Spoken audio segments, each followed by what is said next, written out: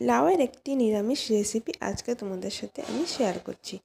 তো প্রথমেই দেখো কচি লাউটাকে ভালো করে ছোট ছোট করে কেটে নিয়েছি। তো এখানে নিয়ে নিচ্ছি মুগ ডাল। মুগ ডাল দিয়েই রেসিপিটা আজকে তৈরি করব। তো মুগ ডালটাকে ভালো করে আমি এখানে ভেজে নিয়ে তারপরে জল দিয়ে ভালো করে ধুয়ে নেব। 2-3 বার ধুয়ে নিয়ে তারপরে দেখো বসিয়ে দিয়েছি। মুগ ডালটা কিন্তু একটু হাফ সেদ্ধ করে নেব। তো হাফ সেদ্ধ করে নেওয়ার পরে এখানে আমি লাউটা দিয়ে দিচ্ছি। লাউটা দিয়ে এবার লো ফ্লেমে কিছুক্ষণ ধরে লাউটা আর ডালটা সিদ্ধ করব। তো দেখো লাউ আর ডাল সিদ্ধ হয়ে গেছে আমার, এবারে খুব সুন্দর করে সিদ্ধ হয়ে গেছে। এবারে কড়াতে সর্ষের তেল গরম করে তারপরে এতে আমি ফোড়ন দেব। ফোড়নে দিয়ে দেব শুকনো লঙ্কা আর গোটা জিরে। ফোড়নটা ভাজা ভাজা হয়ে গেলে তারপরে এতে আমি দিয়ে দেব আদা, জিরে, কাঁচা লঙ্কা বাটা। তো বাটাটা দিয়ে একটু ভালো করে নেড়ে নিয়ে তারপরে সেই লাউটা দিয়ে দিচ্ছি।